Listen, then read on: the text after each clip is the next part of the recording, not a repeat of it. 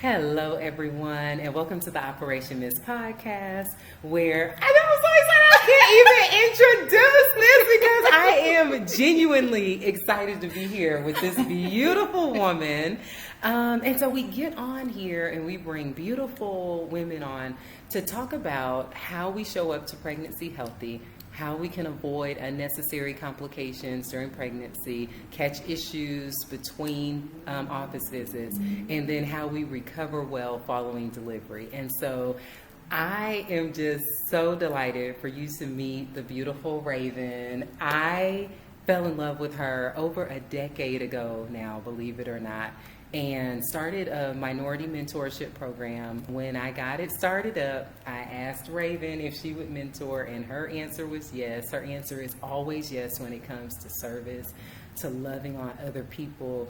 It's never really a question. It's just this agreement that we will love on people together. And so that is her heart. That is her way. She is the most beautiful woman that I have ever met. And so I am just grateful that when it came time to walk her journey through pregnancy and through delivery, that she gave us the honor of walking it with her. And so without further ado, I am introducing you to this woman who has been my friend for such a long time. Absolutely. And I'm truly grateful that we get to chat today because her story is amazing. So we'll jump to it in a little while. But right now, I want to ask you to please tell the people who you are. Raven. I think you did a wonderful job of that, Miss Catherine.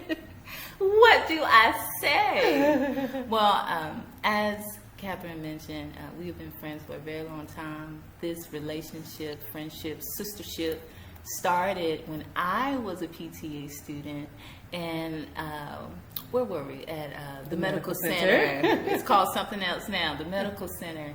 And everyone was like, I thought you were Cat. I thought you were Cat. I thought you were Cat. And I was like, who is this Cat? And when I met Cat, I was absolutely honored to be called Cat. And we've been like this ever since. Yeah. So our story begins with physical therapy, and she has held my hand, hugged me, supported me, literally lifted me up the entire way from being a student onto being a clinician, and even now with me applying to DPT school. I mean, she's just thebomb.com. So again, I am Raven. Now Miss Raven Hodges. Yes. Recently married. I am a licensed physical therapist assistant who has embarked on her journey to become a doctor of PT. So you guys wish me luck. And I'm not going to hold this conversation any longer talking about myself. Let's get into this birth journey. Yes, into this birth journey. Okay, because you did it. Okay. So first of all, can you tell us about, so you have an older, beautiful daughter. Can you tell us about your first birth experience? If you could just summarize how you felt, where you were mentally, physically at that time. Mm-hmm. Just start there, and then we'll transition to where you are now, over a decade later. Let's do it. Okay. Let's do it. So I have a lovely, beautiful daughter named Amari, who will be 13 next Saturday. When I had Amari, I was a young, tender thing, age 19, completely clueless about the way of the world as well as raising a child, because I was a child. The beautiful thing is that I had lovely support from my family, but I still didn't know. My mother had a child young as well. She didn't know. We faked it till we made it. Yeah. You know, essentially. She told me what she knew, and I went off of that, and it still wasn't a comprehensive thing. But I have a beautiful baby girl. Yes. I was very stressed. I was a freshman in college. Wow. Mm-hmm. A freshman in college. I ended up getting out of school to be a mommy full-time for a full year before enrolling back into school, because I could not fathom dropping my four-week-old baby off at daycare. And again, going back to the support, I had family to be there. My mom was home. she was home because she had been injured at work, not to the point where she couldn't help me take care of a baby, but she was out of work, and she was able to help me take care of my baby so that I wasn't alone. You know, I was in Savannah, and my mom didn't want me to stay in Savannah all by myself, so she said, come back home, and that's exactly what I did. It's the best decision that I could have ever made. Unfortunately, when I was 7 months pregnant, my daughter's father decided that he was done. 7 months. That he was done. And hit me with the, it's not you, it's me. And he was right. He was right. He was right. You know, he was right. It was definitely him. It was definitely him. Wow. She has a relationship with her father. It's not that she doesn't know him, but we weren't a family unit. So I had a good bit of postpartum depression when I had my baby girl. She came out looking like him, and it was really hard for me. It was really hard for me to accept it. You know, we talked about these things. We talked about not going off and having a baby, but when the baby came, you know, we talked about being a family and getting married and doing it the right way. That's how it was supposed to go. And then at some point in time, he decided that he was going to go in the opposite direction. So going through that, like I said, I mentioned the stress. I had every intention on breastfeeding my baby girl. You know, even at the right age of 19, I knew that I did not want to formula feed her. And I gave it my best shot, Kat. My best shot. I was able to breastfeed for 3 months with her. And then my supply diminished because I was very depressed. Right. I wasn't eating like I was supposed to be eating. Of course, I wasn't staying hydrated like I was supposed to stay hydrated. So, not that I'm saying that she suffered because I know the benefits of breastfeeding, but she turned out to be such a beautiful baby girl and hasn't had any health issues going, you know, from that. But I did not want to have to give her formula, and I had to because of my mental state. Right. And I wasn't able. Let me be careful with my words because I was strong. I am strong, so I don't want to say that I wasn't strong enough to do it. There were extraneous variables that got in the way. They got in the way, and I had to accept that. I did not have the support of Operation Miss. I didn't have anybody to call on when I was going through that to help guide me to say, Raven, you know, you got this, girl. You got this. You know, you just need to do this, that, and the other. And I was 19. You don't know what you don't know. No. You don't know what But you know what you did know was that you wanted to be an amazing mom. And when I look at you and I look at her, you know, there are such benefits to having babies and sacrificing for them. Because when they get older, they get to see and hear how you put school to the side. You didn't quit, right? Because one thing about Raven, y'all, she has this saying, and I will say it until the day I die. She says, plan B is to make plan A work, okay? And so plan A for her was to finish school. But she put it on hold because she loved her baby girl enough to just wait. And then she went back. And like she said, she is a practicing clinician. She did not miss a beat.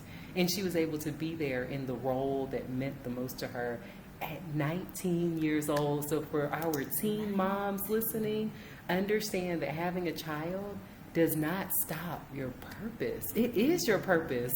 There is no accident in having a child. So even though the baby's father walked out at 7 months, she's still thriving. And I really hope you hear this because I have a heart for teen moms. Anybody who knows me knows I have a heart for teen moms. And it is because there is so much going on in the world, so much that society will say. Not everybody has a supportive mom like Raven did. We meet young girls who are put into the welfare system, into the system, because their parents give them up when they get pregnant.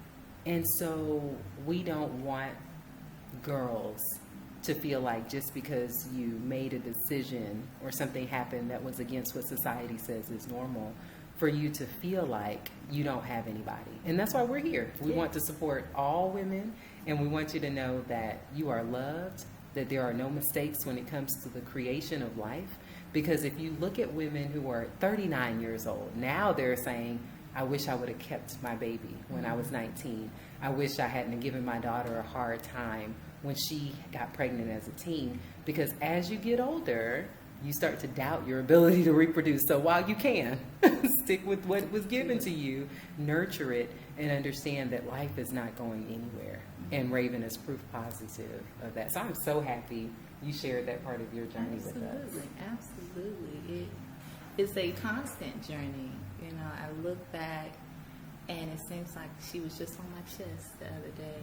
And now I have a teenager and I don't know what to do with myself. But she's absolutely, I tell everybody she's the best person in the whole wide world. Right. You know, Kat has met her and hung out with her. And she is such a beautiful, pure, funny, smart. She is the bomb.com, an amazing babysitter already. Yes. Okay, for baby number 2 that we're going to talk about. Just the light of my life.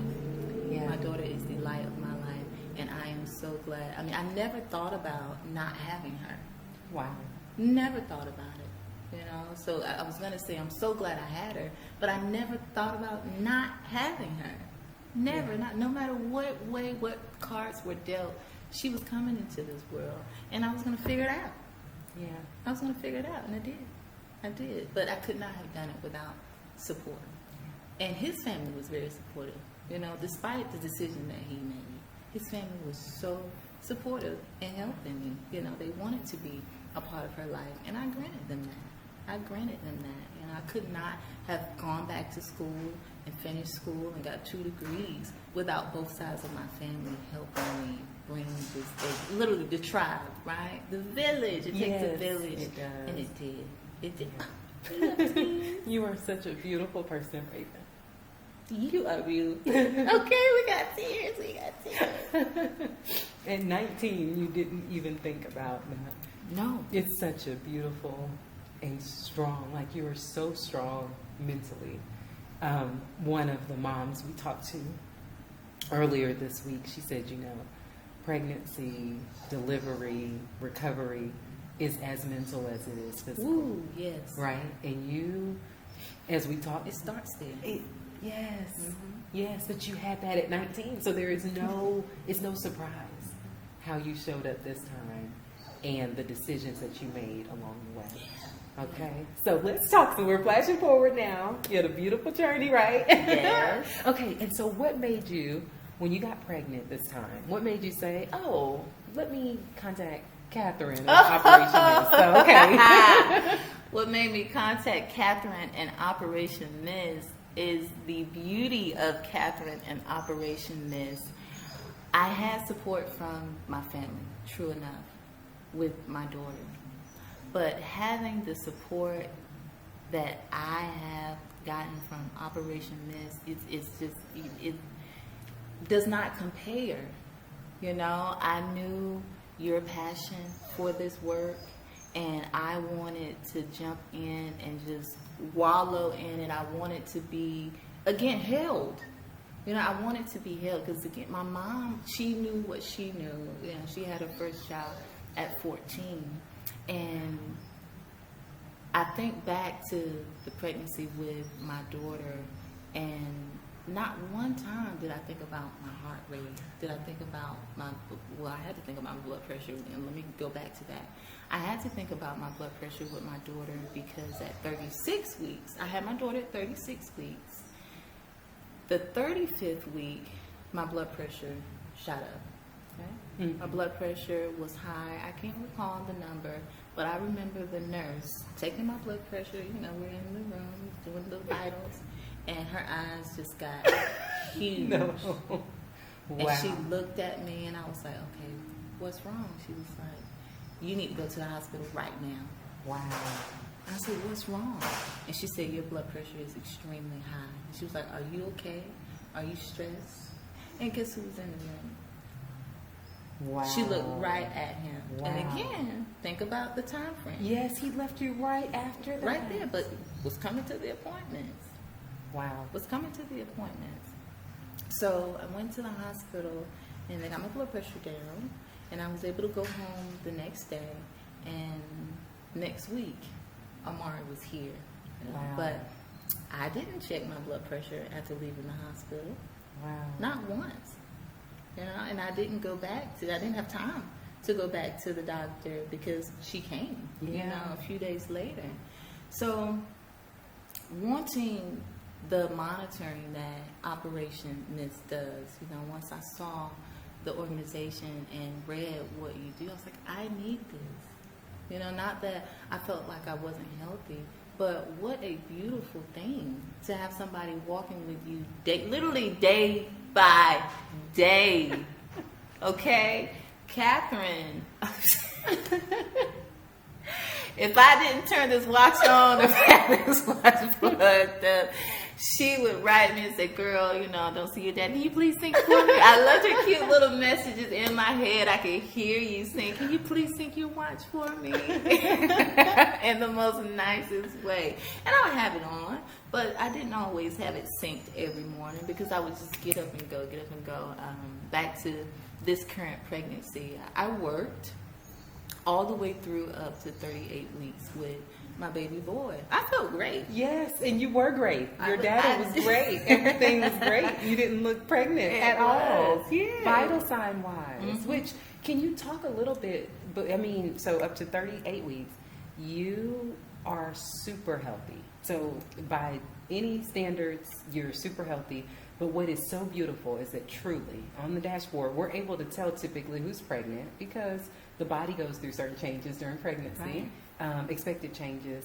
But you were not with the pregnant women on the dashboard. And just so to be clear, we are not comparing women to other women, but we can see women's data in relation to other women. And so we're only comparing women to themselves when it comes to outreach. However, on the dashboard, there's typically a section where you see all women who are not pregnant because their heart rate's not going to be as high, their stress is not going to be as high because the body is not working as hard. And then you have a group of women who are pregnant and they're kind of over to the left, not that they're in bad health, it's just that their data is different because their body is producing life. And so depending though on the other things in the body that cause stress, you can kind of trick the algorithm to thinking that you're not pregnant, and that's what Raven did. And so instead of looking for Raven where I see the other pregnant women, I knew she was not going to be over by the non-pregnant women. She wasn't going to be over by the pregnant women. She was going to be really close to the non-pregnant. And it was so beautiful. She stayed there the entire pregnancy. And so the choices that she makes though every single day, day in and day out, are why she was able to show up to delivery super healthy and with no issues. Because when we want to stand on not having an induction or we want to stand on not having unnecessary C-sections, there are certain decisions that we have to make lifestyle-wise so that the doctor is not in a position to say, your blood pressure is too high, we need to take that baby. You have gestational diabetes, we need to get the baby out. So she set herself up to where she wanted to stand on, I'm not going in until it's time for me to push this baby out or for the baby to come out. She could stand on that because of her lifestyle choices. So can you talk about your diet, your movement, because it's not always about intense exercise, but how much she simply moves throughout the day, your work, like what does your life look like, Raven? Please tell us. Okay, so Operation Misties and those who are watching, I began a beautiful detoxification journey starting in 2017. Wow. Yeah. 2017, I embarked on my journey into veganism. Going plant-based, whatever the lingo is now. And it took me 2 years to give up all animal products. So by 2019, I was a rabbit. That's what I say. I was a rabbit. I was a full-blown rabbit eating all of the plants. And I have stuck to the course since then. Really, really strictly on an alkaline diet 2020 through 2021 for 14 months where I consumed everything based on its alkalinity, and I wanted more alkaline than acidic foods. And let me say that all acidic foods aren't bad. We're just talking about the relationship to the foods in the body. When you have a more acidic environment, bacteria and viruses are more likely to thrive in that type of environment. And I wanted my body to be the opposite. And it was the best I've ever felt in my life. Wow. And the best I've ever felt in my life. Before I transitioned to being more plant-based, my bowels were not regular. I was going once or twice a week. Wow. Did not know Wow. that was a bad thing until I started going 2-3 times a day. Yes, yes, yes. And I was Yes. like, oh, I feel so much better. I didn't realize the heaviness that I was carrying until it went away. Yes, yes. And my body, back to the alkaline period, my body would wake me up 5 o'clock, and it was poop time. Wow. Not an uncomfortable feeling. Right. It was just, when I opened my eyes, it wasn't stretching. Oh, I'm done, and I'm tired. I have to really roll myself out of the bed. I would just pop up. It was amazing. Yes. Did not have an alarm clock. 5 o'clock. I'm telling you, no later than 5:15. I was Wow. up, and as soon as I got out of the bed, I had to go and have a BM. And it was just the best thing ever. Like, Yes. I literally felt, like I said earlier, light as a feather. Wow. So making those changes it's been a blessing. Yes. Definitely been a blessing. Another thing that occurred when I started this journey was I was having heart palpitations. Now, I'm not pregnant, at all. Had no idea what it was. I'm eating good. Mm-hmm. Okay. Active, practicing physical therapy, working out, doing everything that I need to do, what I think I need to do.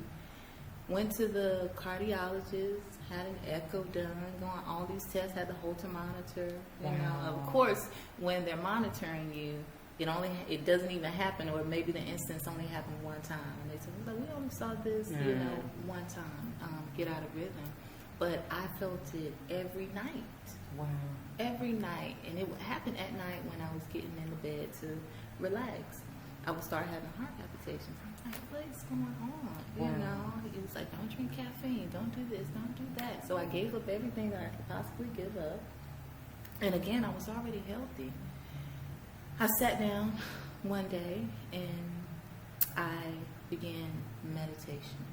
Okay? So, prayer and meditation are a great duo, but there's a distinct difference, right? Yes. Being able to be still, and I wasn't being still. When I would lay down at night, I found myself thinking about everything I wanted to do, needed to do, thought I wanted to do, just everything, and I was really working myself up. I didn't feel stressed at all. It was pure anxiety. Wow. Pure anxiety. I began meditating. Done. Wow. Not the first heart palpitation at all. And the funny thing is, cardiologist, when I went to go see him, he told me, I have them. It's normal. That is not normal. It is not normal, Raven. And even when you talked about the bowel movements, I have heard people told, well, you go 3 times a day or 3 times a week. It's a range of normal. And it's like, no, what we're doing is adjusting normal to accommodate people because our diets are not allowing us to go like we're supposed to go. Absolutely. And so I think that we have to decide at some point. We know what's best. Why don't we make the decisions and see what happens in our bodies? There you go. And then we'll know what's right. There you go. Okay? Because I just think when people look at the range of normal, it changes. They used to say blood pressure norm is 120/80. Now they're saying it has to be less than 120/80. What are they going to be saying 10 years from now? So if we eat correctly, we move regularly, we rest well, then we take our blood pressure, we can see what's normal for us. Absolutely. And it's just, as long as we keep moving the standard, then we're just going to be getting less and less healthy. Because emptying our bowels is a good thing. And I think when people think about it, would you want those toxins to stay in your body, that trash? That's it. And it only be emptied twice a week? Okay. I was filled with it. Right. And so normal, I love that you were able to come to your own conclusion that this is not normal. Mm-hmm. Let me figure out what it is. Mm-hmm. And I'm so happy you said anxiety. A lot of people deal with that. Pure anxiety. Yes. And because palpitations can happen with pregnancy, sometimes people would completely ignore the anxiety aspect of it and how addressing the anxiety could actually put you in better health. Right? So good that you I discovered had to. that. Yeah, and again, just attacking it from a holistic, medicine has its place. Yes, for of course. sure, for sure. But the lifestyle that I dove into, I shied away from taking a pill, because I know that the Creator put these herbs and these plants here to heal us. But He didn't put pills out here. Again, medicine has its place, and it's been beautiful advancements that have helped people and saved a lot of lives. But we wouldn't have to have a lot of that if we focus on the nutrition and the real things that were put here to help us. Just getting back to those ancestral roots. So I did a lot of research to figure out what herb helps with this, what herb helps with this. I mean, there's so much extensive research to do what was best for me. Yes. And I love that you said that, because there are advancements, but just like a vaginal delivery was how our bodies were designed, right? And so when C-section deliveries came along, and now we have people, what was so funny when you told me that you had people saying, have you signed up for a C-section? It's not the way our body was designed. It's not what our body was designed to do. So let's not go with the backup plan and make it the primary plan. And I think that that's the mistake of medicine. It's not that the pills are not helpful. It's that a lot of times the pills are not needed if we're willing to make the lifestyle adjustments. Correct. And so why don't we start with lifestyle, and then in an emergency situation, then medication is available. Same thing with vaginal deliveries. If we try everything that we can do to have a vaginal delivery, not that we walk in for an induction at 39 weeks because we're tired, or because we're ready to meet the baby, or because we don't want her birthday to fall on our birthday, we're in pain, we're tired.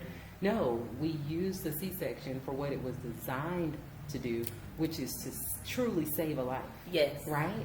And so, but when we make... Not for convenience. Right? And that's why medicine was not created, should not be used for convenience. That's right?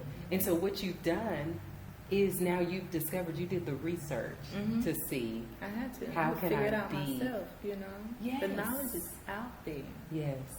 I just had to go and get it. Yes. I had to go and get it and fact check it. Yes. Because there's so much out there. Everybody can say anything on the internet. Right. Right? You and I can log into Wikipedia right now and change what the document says. Absolutely. You know what I mean? But finding the right sources and those scholarly sources and just extensive research on the things that, for me, like I said, getting back to my ancestral roots, Yes. what my ancestors did and how they used the plant, literally the plants, to heal. And I did just that. But going back to the medicine part, let's get back to baby Asar, baby number 2, with this birth journey. Going back to figuring out how to do it with nutrition before jumping to the medicine. So I, unfortunately, was going to way too many ultrasound appointments. Fortunate to see the baby, let me say that. Sure. Yes. Unfortunate for my pocket because I had to pay that copay every time. But I love seeing that little baby in there as many times as I could, because not everybody gets that. That's right. Some only get to look at it once or twice. And I was going every other week to see my baby. I was like, let's go. But what happened was an administrative error. Someone put in my chart that I had my daughter at 32 weeks. And I had her at 36 weeks. Still, she was early, but she was perfectly healthy. All this was noted in my chart. They did put in my chart that I had preeclampsia. I did not identify with that because for me, it was just that one day. Right. Now, I didn't check my blood pressure any of the days leading up. After that, going up into her delivery, but I didn't claim that I had preeclampsia. Right. I was like, that was a one time. I told them that. I was like, my blood pressure went up one time, then it went down, and they sent me home, that whole type of thing. So with that information, they treated me like I was a high-risk pregnant woman. Again, administrative error, but it cost me money. Yeah. And when I went, they were asking me if I was taking a baby aspirin. And I was like, what do I need a baby aspirin for? I said, my blood pressure is beautiful. But they wanted me to take this baby aspirin just in case. But no one talked about, make sure you're drinking enough water. Right. Okay? Nobody talked about the foods, the vasodilators, the anti-inflammatories. Yes. Brave and drink your ginger tea. You know, Yes. nobody talked about how to control my blood pressure with the food. It was, you should be taking a baby aspirin every day. And I, 2 feet on the ground, said, no, I don't need it. Yeah. I said, if my blood pressure spikes, then we can have that conversation. Right. But I said, look at my data. I said, I literally looked at the clinician. I was like, it's beautiful. Yes. And she said, yes, you're right. I said, so I don't need this. Yeah. I don't need this. I said, let me just do what I'm doing, and that's eat the best way that I know how. Yes. And if I come back and my blood pressure's through the roof, then we can, like you said, we can talk about it then. Right. But they wanted me to take that baby aspirin. I know. I know. It's a whole thing. And, you know, it's funny. Research is what it is. But when you look at the effectiveness of it actually preventing preeclampsia in Black women, it's the research that is out there does not justify everybody taking baby aspirin. And so looking at people as an individual is what we need. And you forced that. You sure did. Made sure that they did not look at you as just another Black woman having a baby who has had chronic diseases all of her life, right? And of course, if you had things could have been very, very different. Because medication that has its own, there are problems associated with medication, taking it unnecessarily. And so the way you stood up for yourself all throughout your pregnancy, that is what we have to do, but it's tiring. It can be exhausting. And so they will try to wear you down. Right? And so tell us about this birth plan. So we had a birth plan, right? Yes, we had an amazing birth plan. Thanks to Catherine. And she came in and, again, like I said, just lifted my husband and I up throughout this birth journey. And I called her immediately. It was late night, too. It was late night. And I remember you out in your car. She was sitting in her car going through this birth plan with me. And it was very specific and very extensive. Now, the practice that I went through, they had a very comprehensive Yes, birth I was plan. very surprised, wasn't I? It was beautiful. It was absolutely beautiful. So we took advantage of it, went through it, and did all this and that, made amendments to it. Oh, scratched made this your up. own check boxes. Let's talk, okay. When the solution, when the option was not available. We made it. Okay. She was not playing about what she wanted. We added it in there. Hey. Hello. You want to introduce yourself, baby? This is Baby Star that we are talking about. And the next appointment was bring your birth plan and go over it with the professional. So we did that. Went through the birth plan, and of course, like I said, they'll try to wear you down. They try to sway you this way, sway you that way. Well, we can't do this, or we can't do that. And I'm like, well, we're going to do this. Yes. Okay. And if we can't do it, then we'll figure out the next best way to do it, right? Right. Plan B is figure out how to make plan A work. That's right. Okay, this is what we're doing. This is what we're doing all the way around. But the bad part about the birth plan was that we did all this work, you know, Rob Cat, or let me not say Rob, but It was a wonderful experience.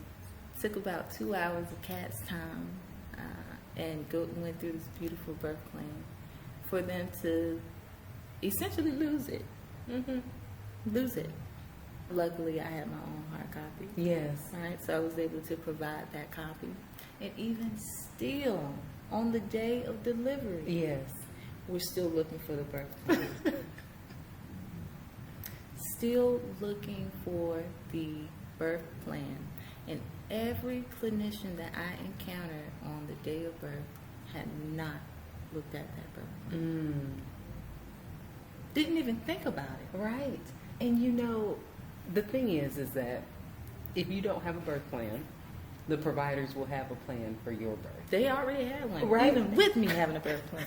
And so the lesson in this is to keep your own records. You have to bring your own stuff.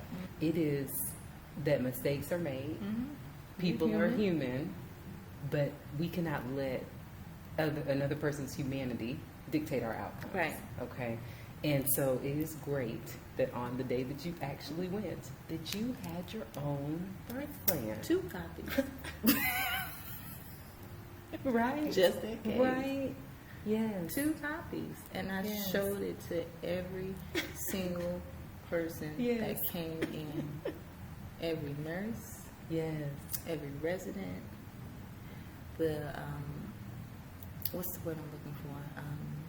The OB, you know, the OB that was there on call. The anesthesiologist. Yes. Everybody. Because I had 2 anesthesiologists come in. Do you want something for pain? Clearly, you haven't looked at my chart. Right. And, you know, now to be fair, maybe some people change their minds. You know, those contractions get to hit. And people may change their minds halfway through. Like, give me something, get me out of this pain. But I was very firm and told everybody from the beginning, I'm having this baby naturally. Yes. If I call you, then. Right. But don't keep coming and asking. You know, one of them look at me, are you in pain? And I just looked at her. I literally just looked at her. Are you in pain? And I was about 7-8 centimeters dilated then. So I'm like, you know, what? A little, maybe. I didn't say that. I just literally looked at her. And she said, do you want anything for pain? And I said, no. No. Yeah. I got up, I moved around, you know, it was the wave, yes. right? It was riding the wave of those contractions, riding the wave of the contractions. Yes. And until I made it to the finish line, yes. right? Getting to those 10 centimeters dilated. Yes. But that birth plan stuff really bothered us, especially my husband. He was very upset. And let it be known. Yes. Let it be known that he was upset, that we were upset, and that we were concerned. Yes. Because this can be life and death. Absolutely. Here, Absolutely. you know, and I'm grateful for him being there with us that night, going through that birth plan. And I was so happy that he was right there because he said he learned so much. And he knew what I wanted and was able to stand firm in that. He was getting the birth plan out of the hospital bag, handing it to the residents, and you know, for everybody to see. He was like, here's the birth plan, because they want to come in and talk about if such and such happens, you C-section, you did an episiotomy, and we were looking at him like, no, right, no. That's right. One band, one sound. No, yes, no. No. Right. Yes. No. We were very clear on what we wanted, but having that firmness and being able to be assertive, to advocate for yourself. Not everybody has that. No. You get into that space and those contractions are hitting and you're fatigued. Yes. And you're tired and you could be easily swayed. Absolutely. You know, you're in such a vulnerable state, and a lot of moms are ready for it to be over. Right. You know, you don't want to sit in that pain no longer than what you have to. Right. You know, so if they come in and you're just dog tired and ask if you want something for pain, you might jump on that epidural. You know, Right. but I knew that I wanted my body to do the work. Right. And I bet on myself. Yes. This pregnancy. And with my daughter, I did receive an epidural. Wow. But it didn't work. Wow. He came and did it twice. The anesthesiologist came and did it twice. So my lower half of my body went numb after she arrived. But she was so tiny that I did not feel her coming. You know, Wow. she was 4 pounds 13 ounces. Yeah. You know, I felt her, but it was more pressure. Right. Pressure. But that pregnancy, or that delivery, let's say that delivery, was about 20 minutes of me back then pushing. Right? Wow. Because I've learned to breathe now. Yes. So back then it was me pushing 20 minutes. She's here into the world. And the OB back then was like, you need to give a class on how to deliver babies. But I was ready. I was ready to get that baby out of me. Right. You know, there wasn't Absolutely. element. I'm not saying there wasn't any pain, because I definitely felt those contractions. But I felt this chunker here, who was 7 pounds 9 ounces, more than I felt my daughter, who was only 4 pounds 13 ounces. Yes. You know, and even back then when I asked for the epidural, I was 8 centimeters dilated. Wow. I was that close. Wow. You know, I was that close. But at 19, it was the mental capacity. Yes. I didn't have that strong as I did when I had him. I was, you know, walking in before anything had happened, before the contractions hit, before I went into labor. I knew that I was not going to have any intervention get in the way. It was just, this is what God made me to do. Yes. Right? Yes. My body was Yes. made to do this. And unless one of us are about to die, we're doing this the way that it's supposed to be done. Yes. You know, with the support of the healthcare professionals. But we're going to do it my way. Yes. Yes. We're going to do it my way. Yeah. You know, I'm not lying on my back. They wanted me to be on my back. I was like, You see me with this peanut right here? I've been on my side. Every time y'all come in, and I'm in the bed when you see me, I'm on my side. Yes. I'm not in the bed lying on my back. If I wasn't out walking, when I did decide to rest, you know, and let my body rest, I was on my side. Yes. Every time, you know, when anyone came into the room, and the resident came in, and let me go back. Let me go back. So I went into the hospital at 4 centimeters dilated. Wait. So let's talk about leading up to the hospital. Let's talk this about it. This is important, Oh, okay? yes, it is. Because there are a lot of women who, as soon as the first contraction hits, they're like, let me get to the hospital, right? And if your body really wasn't ready to go into what we call active labor, then you could have gone in too soon. So can we talk about the runway to the hospital? Because it happened over some days, right? 7 whole days. 7 whole days, Raven. But we've got to talk about this, because if you had at any point said, let me go in, and it was not time, your outcome could have been completely different. Oh, yeah. Okay? And we see it happen, not Birth with plan missed out women, No. but we see it happen with other women, and they're told, you're prodromal laboring, we need to just go ahead and induce and help you get this baby out.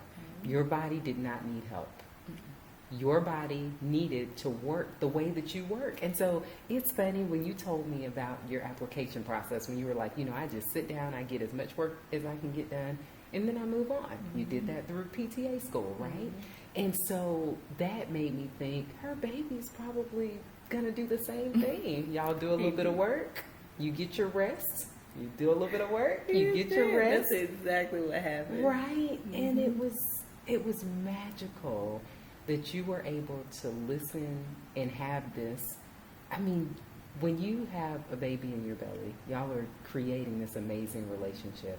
And the sad thing to me is when women decide to have an induction that is scheduled. Nothing is wrong. There is no emergency, no rush, but they have the induction, and that immediately interrupts the relationship, because now how you all have been in sync is thrown off, and there's a third party, whatever that introduction is, whether it's medication, whatever, it's a third party jumping into a relationship that it had nothing to do with over the last 40 weeks, right? And so talk about your initial contraction up to when you decided to go to the hospital. 7 days. 7 whole nights. And I'm just about through. Right? So, because of Operation Mist, well, I got to go back because I have to do compare, contrast, because I knew none of this when I had my daughter. I had no idea that I was in labor when I went to the doctor, and I was 3 centimeters dilated. No idea. Went in for a regular routine checkup and everything. Go in, they put the little monitor on, and she said, "You're having contractions." And I looked at that lady and I said, "No, my stomach's just growling." And she looked at me like I was crazy, like I was looking at her like she was crazy. Because I didn't eat breakfast. I had like a 9 a.m. appointment, and we were rushing to get out of the door.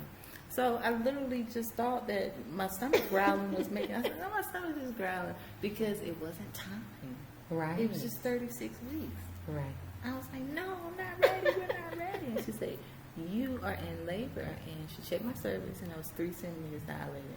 Now, I did not have to go to the hospital, knowing what I know now. Right, right. But then at 19, she said, "You're 3 centimeters dilated. You need to go to the hospital right now." Wow. She made it very urgent. So I did what the healthcare professional told me to do because I trusted her. Right. She's the professional. I don't know. I'm young and tender. Yeah. I have no idea. So in my head, from what you see in the movies, I'm supposed to be screaming and hollering. My water's supposed to break. All this stuff. I'm supposed to be sweating. So I was not convinced that I was in labor. It's like this. I'm not about to have a baby. But when she checked my cervix, it was very uncomfortable. I was like, all right, maybe there is some truth to this. So let me do what this lady told me to do. So I didn't end up having my daughter until it was 10:48 that night. So I had her that day. I did not get any type of medicine like the what's it called, Pitocin, like Speed. I did not do that. She came. Yeah. She came. I was able to dilate and everything, but I was on my back. They broke my water. Wow. My water did not break naturally. They went in and broke my water, so of course that sped up things. Right. Went through the ice chips again. We get Girl. dehydrated. Went through the ice chips again. But my daughter came, and she was perfectly healthy. Only 4 pounds 13 ounces, but perfectly healthy. We went home in 2 days. Wow. Okay, so flash forward to this little chunky man here, laboring. I began having contractions that just felt like, some period cramps times 2. Okay. And of course, I reached out to this beautiful young lady here and told her what was going on, and I started timing them. This seems like it's so long ago, but so close. It was a Wednesday when this started, and he was born literally the next Wednesday. So full 7-8 days, if we want to say 8 days. I was counting the contractions about 8 or 9 o'clock. This happened each night. Yeah. If you remember. Yes. He would just, "Time to go to bed, mama. Time to go to bed." Yes. I would get up to 3 minutes apart, 3 to 4 minutes apart, but not consistent on the hour. Okay, so, and I didn't know that when I was 19. So shout out to Operation Mist, teaching me that rule, okay? Counting my contractions and timing them to be 3 minutes apart, but consistent for an hour, because it was sporadic. It was sporadic.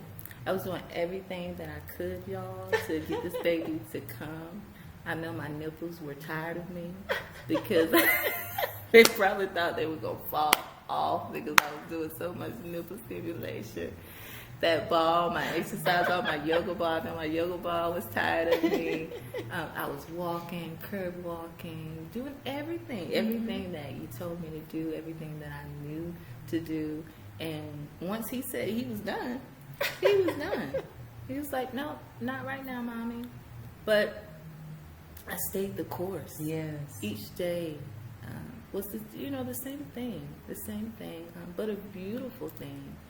But I trusted my body. I was ready. I'm not gonna sit here and say that I wasn't tired. Yes. I was tired, but I wasn't going to go into the hospital to get induced. I had a doctor's appointment during that 7-day period, and the clinician was like, well, if he isn't here by your due date, then we can talk about induction and all this, that, and the other. And I looked at her and I said, I am going to bet on my body. I said those words to her. I said, we can schedule another appointment for me to come in. You guys want to check me out, but I am not going to be induced. Yeah. We went 7 whole days, 7 whole nights of it, until he decided, all right, mommy, I am ready. Yes, and babies deserve to rest. I just think that more women would notice that they actually labor the way that you do. It would become normalized if they didn't abort the process, right? Truncate the process. There you go. And you were playing ping pong and basketball and hiking and just living your life, waiting until God's perfect timing. I saw you one of those days. You can Yes. Was having contractions that Had day. a wonderful time. And it My just, mom, yes. And They you call just it green. stayed the course, right? I did. Yes. I did. And it's such a beautiful, beautiful thing to understand that nothing is wrong with your baby. Nothing is wrong with you. You are simply respecting your baby's timing. And right? we watched my data.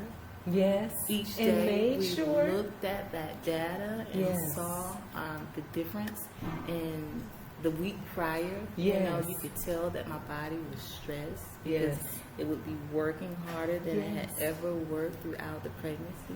And then things would calm down. And it's just so beautiful, Kat. Thank you so, so much for helping me and empowering me to literally take charge. Take charge of it. It's yours. It's your body. Yes. It's your body, and all we have to do is listen to it. All we have to do is listen to it.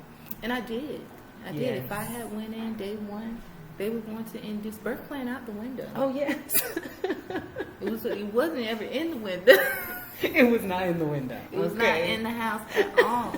But it was been out the window. Right? It would have been out the window. Well, and can you imagine making a 7-day leap?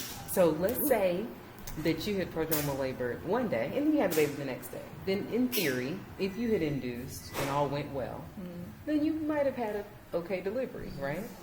But if you induced day 1, baby wasn't ready till day 7. Can you imagine the work? trauma. That's what it is. Yes. The Poor trauma. baby was going to be so traumatized. Yes. He wasn't ready. And I let him make that decision. Yes. I let him make that decision. Day 7, we were out walking with the dog. And I felt the little trickle. And I was like, Yes. this isn't right, I don't have to pee right now. Why would I be peeing on myself? And the trickle kept coming, and of course, I called Kat. And walked home 15 minutes. Yeah. Kept walking. And just continued to let the process happen. Yes. It was about 11 when we talked on the phone that day 7, and by 1:30, 2 o'clock, I was headed to the hospital after timing the contractions, making sure that it was consistent for an hour. I wish that I was further along in the process, but when I arrived at the hospital and they finally checked my cervix, I was 4 centimeters dilated. And I wish that I had packed those secret snacks that we talked about. I wish I had packed those secret snacks and, a water bottle and everything, because what I experienced is, all right, so 4 centimeters dilated going in, Yes. Oh, and remember, can we talk about how you hydrate? So you eat your water. Yes. You drink your water. Yes. You are hydrated all day long, All sun day up to long. sundown. Yeah.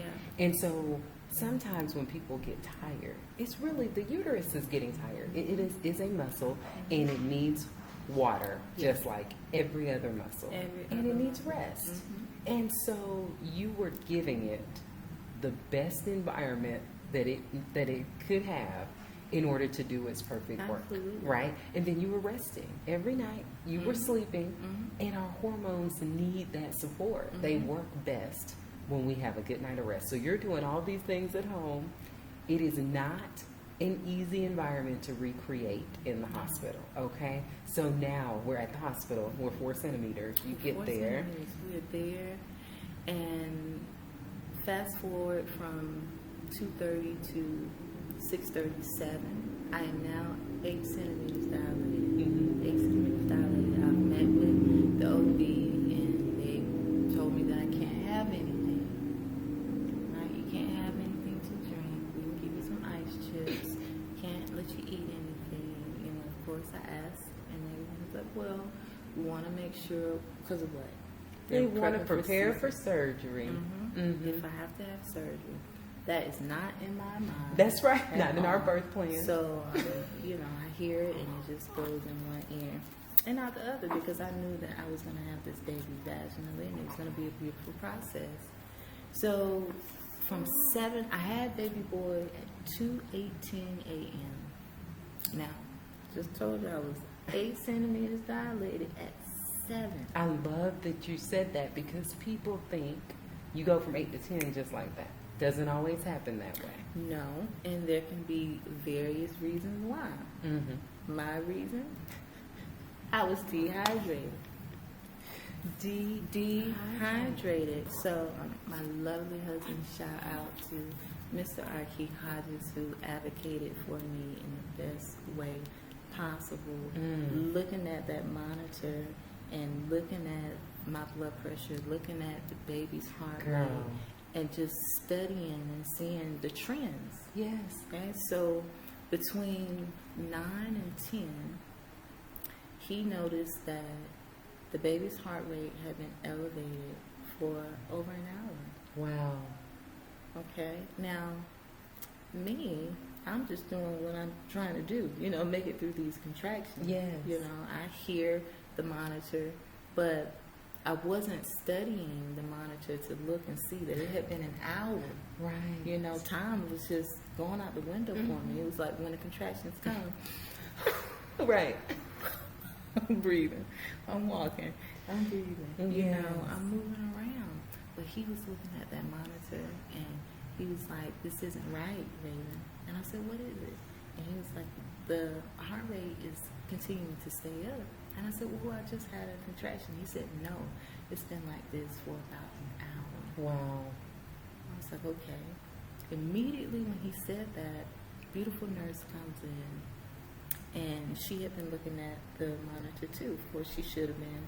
And she said, "You know, the baby's heart rate is staying elevated, so I'm gonna call the OB and let them know what's going on." I was like, "Okay." So she called the doctor, and they discussed whatever they discussed, and then she came in and she started hanging bags of saline. Start hanging those bags. Okay, you know, she said, "We're going to get you some fluids." And I was like, "Yes, you are." Yes. Yes, you are. But there was an opposing clinician that had come in, one of the residents, and, you know, I know she was trying to operate, you know, within her scope of knowledge of what she knew then. But she came in, and it was, your heart rate staying up. There's a possibility that you have an infection. We might have to do a C-section. What? Wait a minute. How do we 0 to 100 real quick? Why are you talking about infections and C-section? And again, my lovely husband was like, Yes. "Wait a minute, pump your brakes." He was like, How did you come up with this diagnosis?" He was like, "What else is going to point to her having an infection outside of the heart rate being elevated?" Right. No one, you ran tests, okay? Everything came back clear. So from 2 o'clock to 10 o'clock now, you're telling me that my wife has an infection and now we got to take the baby? And we were like, no. That's right. No, hang those bags, girl. Give me this fluid. That I have not had because I've been given Yes. ice chips. I mean, this is a real issue. We know that what dehydration does to our blood pressure, what it does to our heart rate, what it does to our body's ability to deliver oxygen and blood. All I needed was some water. Yes. All I needed was some water. And once I became properly hydrated, baby's heart rate went back down to normal. Yes. Went back down to normal. And everything was A-okay. And it was, again, the waiting process of getting to those 10 centimeters. Now, here we are. We're at 10 o'clock. All right. So now let's say that we're at 11 o'clock now after I had 3 bags. Yes. Saline. Yes. Took 3 bags of saline to get me back where we needed to be. I was 9 centimeters dilated. I was like, come on, come on, come on. 12 o'clock comes. I'm still at 9. 1 o'clock comes. Still at 9. And then the resident said, she said, we're going to come back between 2:15. Less than 30 minutes. I was telling Archie, call those people because this baby is coming right now.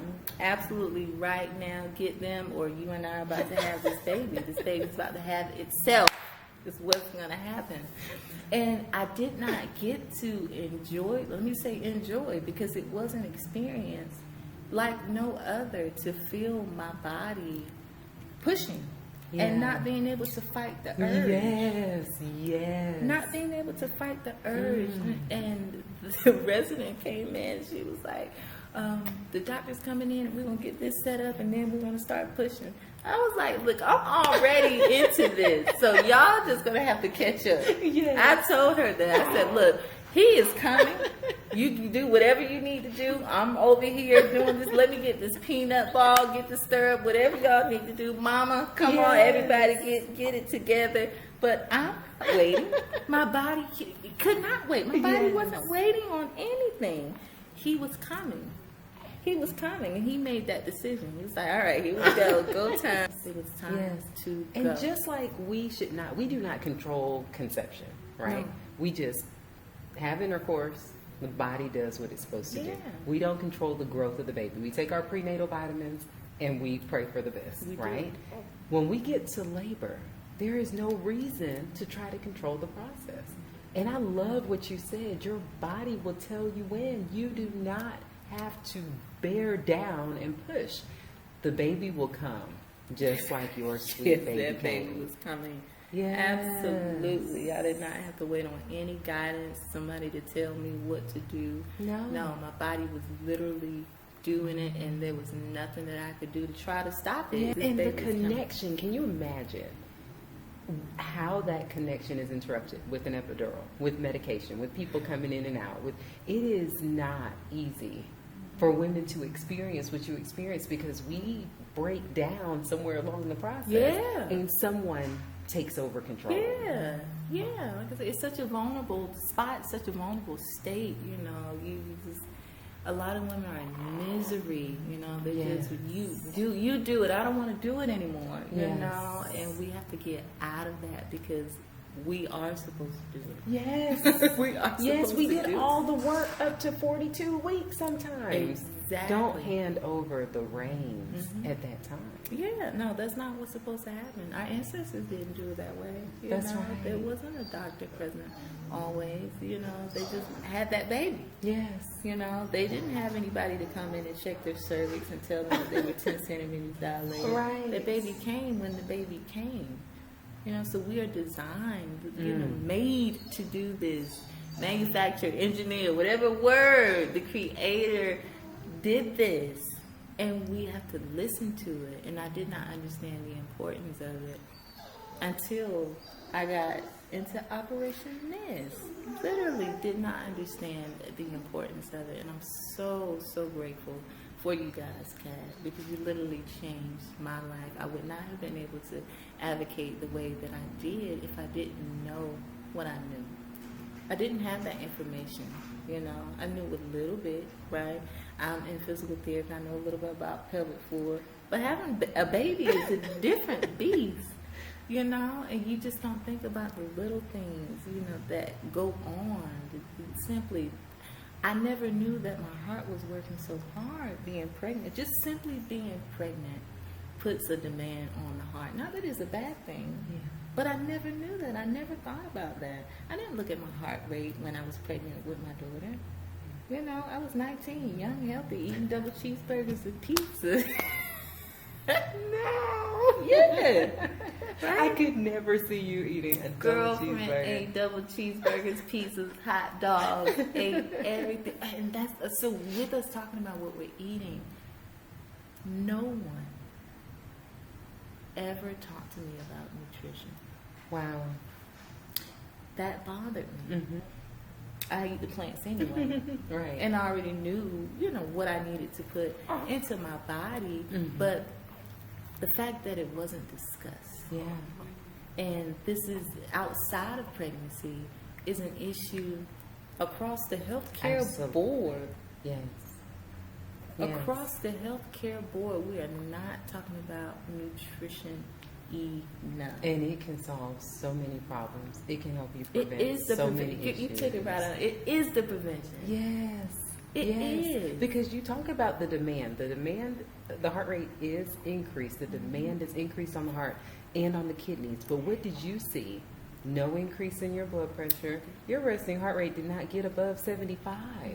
You have to really think the way you set yourself up. You took maternity leave early.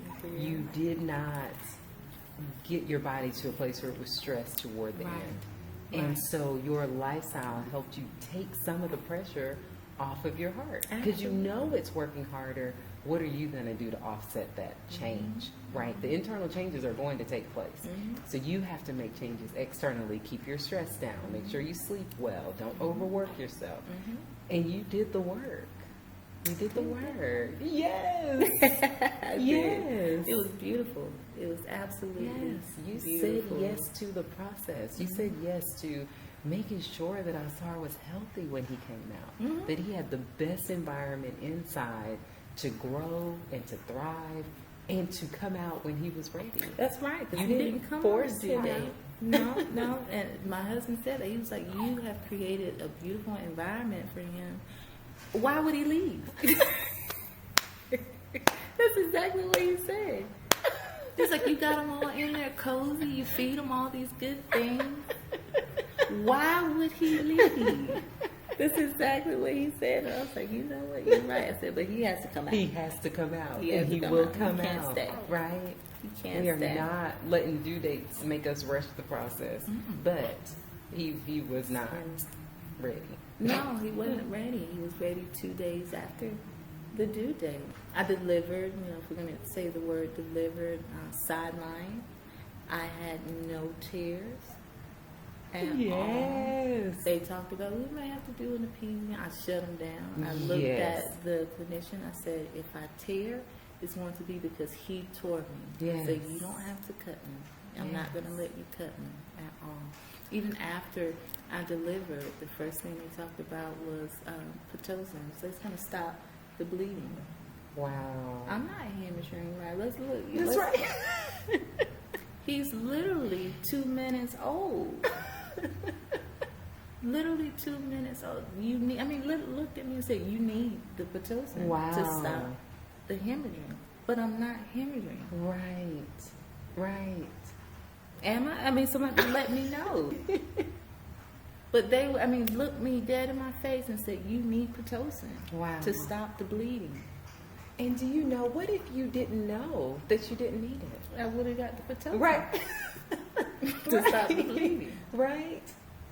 It's so nice that you got to stand firm and say no, and know that you were doing what was best for you and your baby. I think that that's the scariest part, is that if someone comes to you and says you need this to stop the bleeding, and you've heard just last week women are bleeding to death following delivery, you're scared. You're going to be like, okay, not knowing what that introduction of Pitocin would do to your body. Right.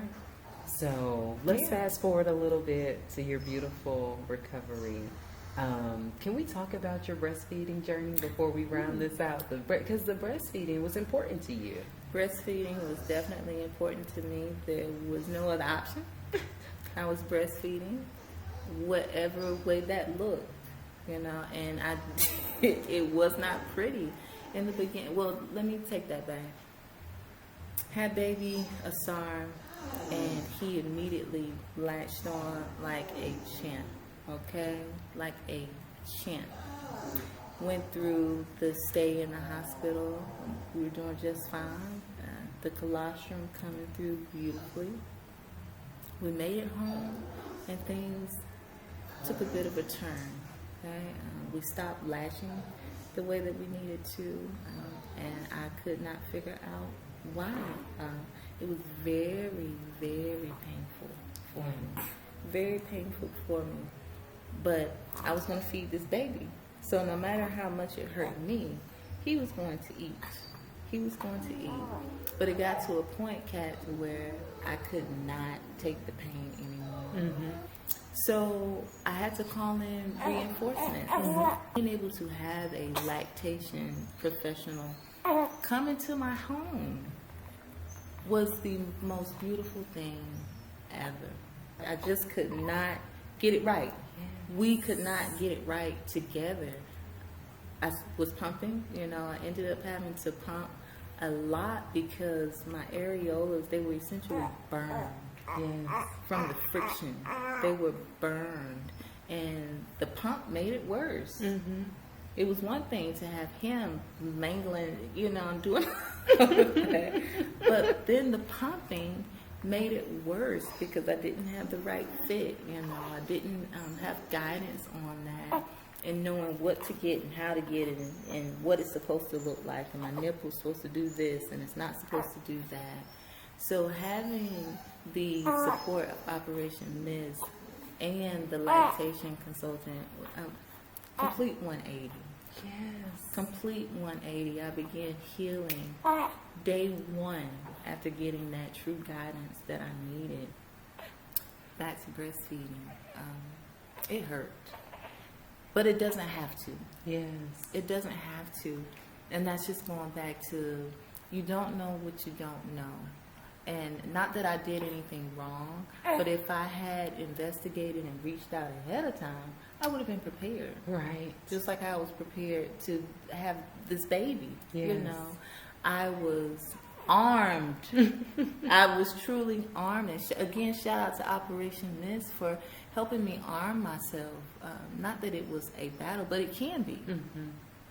Because some of these professionals, they are going to be so overbearing to where you have to fight for yourself. If you want to take the word advocate out, sometimes people literally have to fight for what they want. Right. So I was armed for battle when it came to me delivering my baby boy, but I wasn't armed when it came to breastfeeding. Right. It was different. I didn't have these issues with my daughter.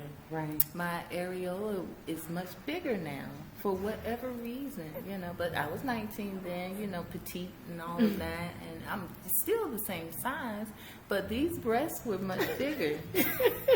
These were different They're breasts. Healthy breasts. There you go. These were different breasts. They were not this cheeseburger time. And breasts. I was like, my nipple's too big for him. I don't know what to do. He's not getting it all. But it was so painful because we weren't able to latch the way that we were supposed to. But again, I stayed the course. And plan B is figure out how to make plan A work. Right? So I had to call in the people. Yes, I had to call in the people. I had to call in the people who are trained in this because I am not. Yes, we are not. Right? And it's so true. We have to know who to call. Mm-hmm. And that's what we really like people to know. You may need a social worker, kidney doctor, cardiologist, acupuncturist, occupational therapist, physical therapist, right? There are so many people who are valuable to the birth team. Chiropractor, who is Webster certified. So we need to know who to call. Yeah, we do. And you opened your home up to the professional who, I remember your sigh of relief when she left. when she came and fixed the issue and then left. Mm-hmm. And it's like, it's just a phone call. Some people would have quit because of how painful, how bloody. A lot of them right? do. Yeah. How it was not an easy thing to continue to say, I am going to stay the Keep course. doing this. Yes. I'm going to keep doing this. And like I said, I had to have that support. I had to have that support to make it through. I couldn't do it on my own, and I knew that. Yes. It had gotten to that point where I was like, all right, girl, you can do a lot of things, but you can't do this right now. And that professional came in, and she made it about me. Yes. Okay, there wasn't any general info. She got my background. She was like, okay, this is what you need to do. And literally, boom. It was just like that, the snap of a finger. He latched on, and I said, that did not hurt at all. And she said, this is what you got to do. Yes. And that's what we did. That's what we did. We talked about the bombs. And apparently, it wasn't, what's the word I'm looking for? Not allergic. An irritant for me. Wow. It was an irritant for me. Even the plant-based one. Yeah. Right? I realized that I had to keep them dry. Yes. Right? I was trying to keep them moisturized, and it was just still just making the, and we think about friction with things being dry, you know, and rubbing together, but it was still creating friction with the moisture in the balm on the pump. You know, it was just not good. So once I stopped using everything, the boob began to heal. Yes. It began to heal. And I was like, okay, this is what I need to do. And I'm just going to let this thing air out. That's what I had to do. Yes. I just had to let it be. Yes. I had to let it be. But it was not fun. And going through this process has made me want to become a lactation professional girlfriend, because a lot of women would breastfeed more and longer if they were armed. Yes. Right? I'm just going to use that in that. If they were armed going into this, knowing how to do it and having a personal plan of care themselves, like getting that visit the first day, the first night in the hospital. I didn't have a lactation consultant come see me. And they knew that I was going to be breastfeeding exclusively. Right. No one came to, they was like, is he latching? And he was then. So I was like, yeah. They wanted to know how long I was feeding. And that was the conversation about breastfeeding. You know, the nurse would ask. And I told them, you know, we fed him this time. He was on for this long, you know. So I kept the track of it myself in the hospital. But no one came to assess the latch.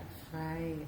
No one at all came to assess the latch or talk about what I needed to eat, you know, or how much I needed to drink. No one talked about the amount of calories I needed to continue to eat. Yes. You know, it's just, there's a big gap. There's a lack. And for one, the community of women, period, but definitely in the Black and brown community, you know. And one thing about us, the Black Achievement Fund, is that we identify a problem or a lack in the community, and then we become the solution. Yes.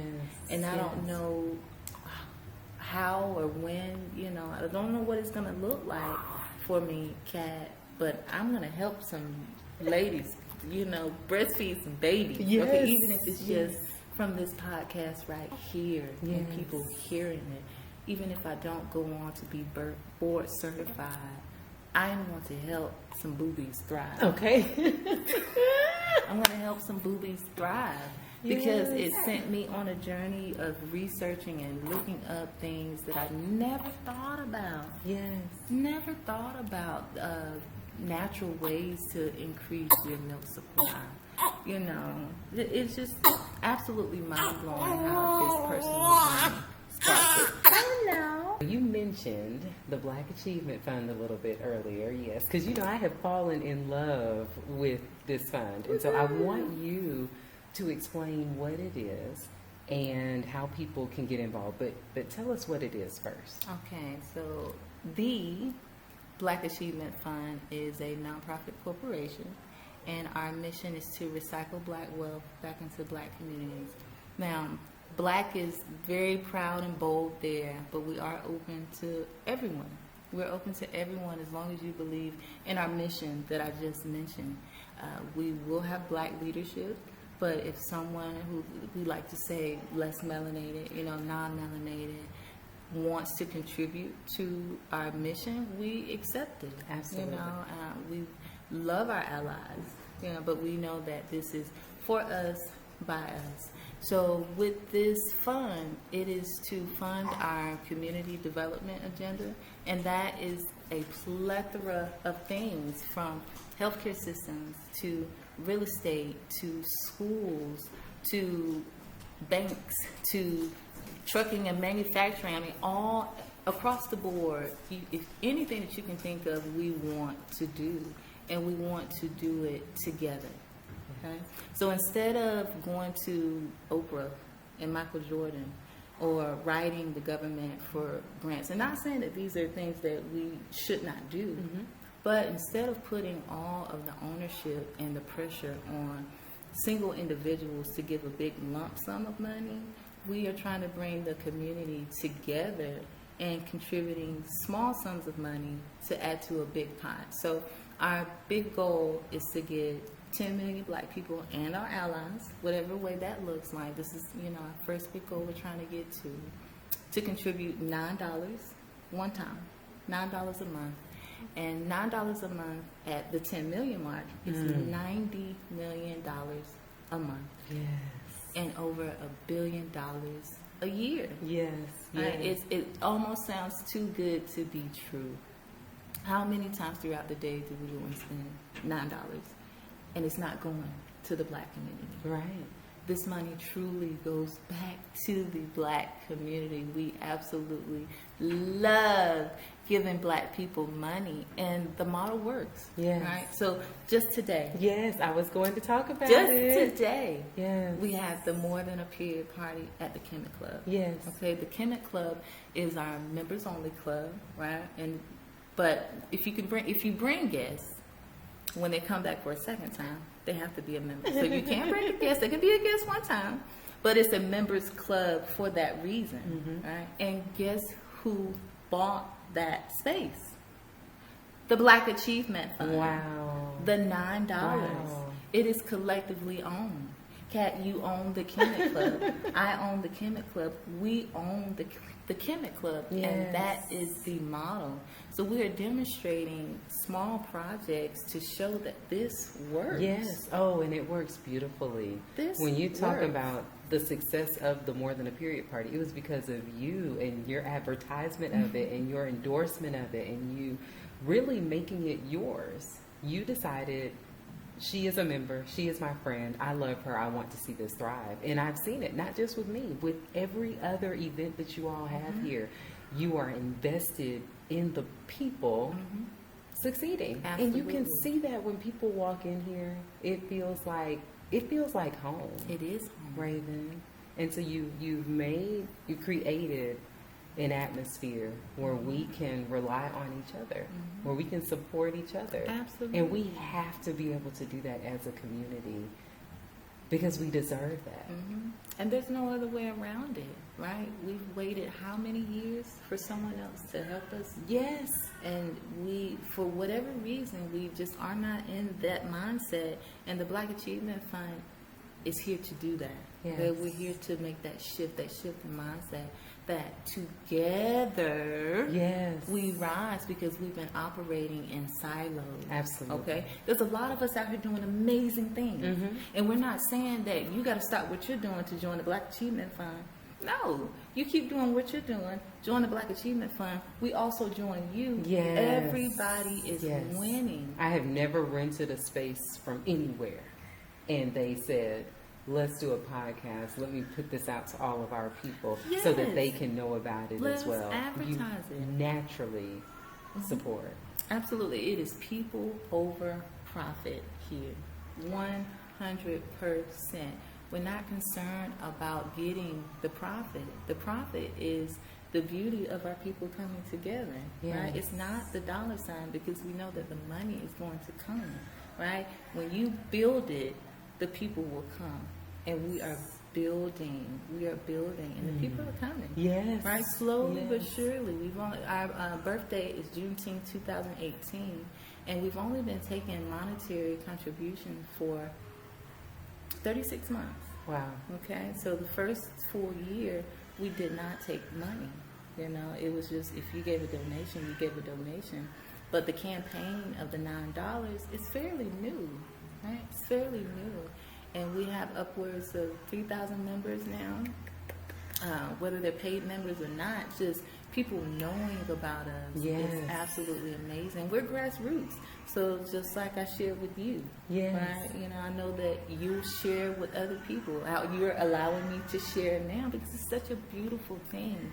But if we can just get into that mindset of our people coming together, Yes. $9, one time. Right. All right, so like a perfect example. Say the Kemet Club was a dental clinic, Mm-hmm. okay, or whatever, you know, a health clinic, anything, whatever it is. The Black Achievement Fund collectively owns the space, just like the Kemet Club downstairs. It's okay, Taffy. Sorry, guys, it's my doggy. The Black Achievement Fund collectively owns the space. You own it, I own it, Joe owns it, Susie owns it, everybody owns it together. We buy the equipment in there. We own the equipment. Yes. Okay, we're not renting, we own that. All right? The salaries of the professionals are paid for by the Black Achievement Fund. It's in our strategic plan, it's in the budget. Every dollar has a job. So when members come and they come to get services, why would they have to pay? Wow. If everything's already paid for? Right. Right. The clinician is already paid. Yes. Right? The collective $9. The equipment. We're still on the call. Hello. It's good to see you. You want to come and say hello to the people? We're still on the podcast. What? Yes. That is the husband that I've been talking about, guys. Mr. Archie Hodges, who is the CEO and president of the Black Achievement Fund that we are talking about now. But back to that. If everything is paid for and we own everything collectively as an organization, when you come as a Black Achievement Fund member, you want to get your teeth cleaned or you want to get whatever testing done, why do you have to pay outlandish amounts of money like we have to do in the healthcare system now? Yes. Right. Because we have health insurance. However, We still got to pay. we still have to pay a lot. And so the model just makes sense. We thought so. We thought so. And so we're still working at it. And that's why we have these small projects, like I said, like the Kemet Club, that is showing we can do this. Yes. We can do this. And we're going to continue to do it. All right? From education to healthcare to real estate. I mean, just across the board, everything that you can possibly think of, we have a plan for. So if you are interested in joining the Black Achievement Fund, which we hope you are, to come and work alongside with us, you can find us at www.baf.solutions, the Black Achievement Fund. Okay? .solutions, not .com, not .org, not .net, because we are about solutions. We're about fixing the issues in our community, and when we find them, we try to find a solution for them. So join us. Please join us. Please Cat join join. us. Yes. Yes. Oh, absolutely. And we'll be a member for life. Woohoo. Yes. Yeah, Yes. it is BAF for life. We're doing amazing work here, and we need you to join us to continue all of the things that we want to do and think of to do. All of your talents, all of your expertise, bring it. Yes. Bring it, and share it. The true wealth outside of health is knowledge. Okay? So come share it. Get in the space, just like Kat and I come together and share and touch lives. You know, even if it's just one. Kat told me that even if it's just one person that comes to that party, I'll be glad to share. You know, it's just that having that passion, and you'll see that exuding throughout the Black Achievement Fund. Yes.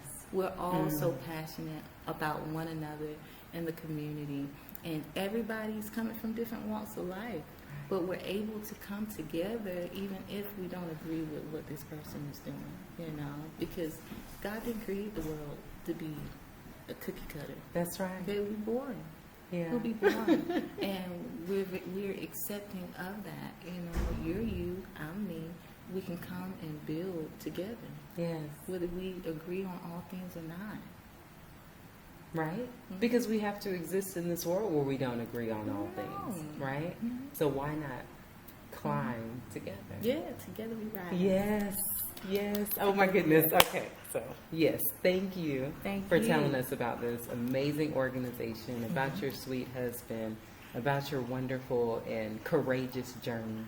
So I want you to, as we wrap up, think about a woman who is getting pregnant, knows she's getting pregnant. What advice would you give to her if she's listening?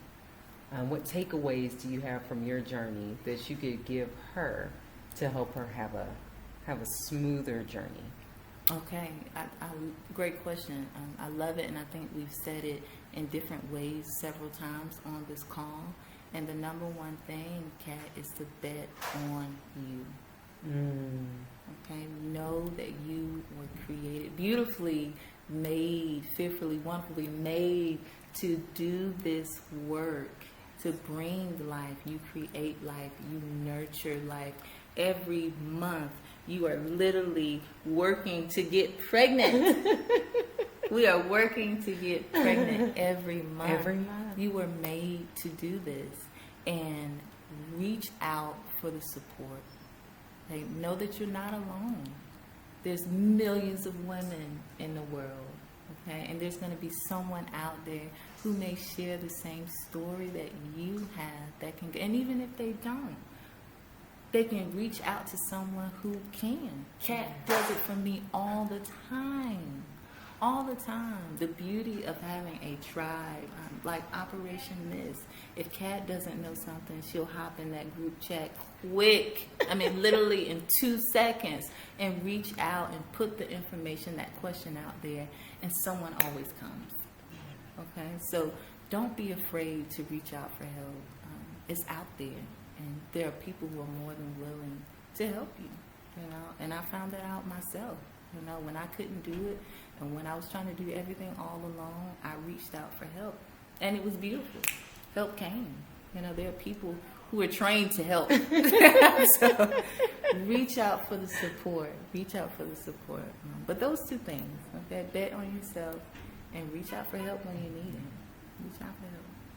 Thank you so much. I love you. I couldn't wait to do this with you. You're the absolute best. So are you. Thank you. More than a period party. Be there or be square. Join Operation Miss. It is the best thing since sliced bread. Okay? Thank you. You're welcome.